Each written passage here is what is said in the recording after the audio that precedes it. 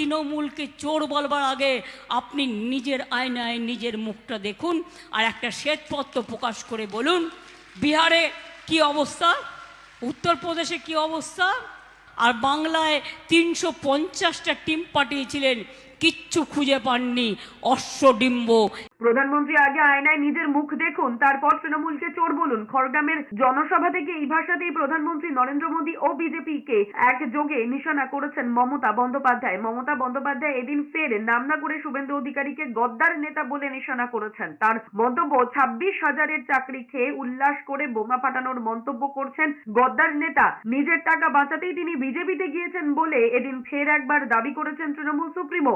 বিজেপিকে হারাতে তৃণমূলই একমাত্র বিকল্প বলে অভিহিত করেছেন তিনি। তার দাবি, তৃণমূলই রাজ্যকে আগলে রাখবে।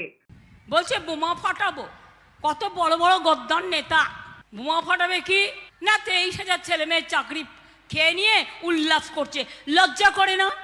তোর বাড়ির যদি ভাই বোনটার চাকরি চলে যেত, তুই তাহলে কি করতিস? তোর টাকার প্রয়োজন নেই, কারণ তুই ভাত মেশিনে ঢুকে গেছিস, তার কারণ নিজের টাকা বাঁচাতে।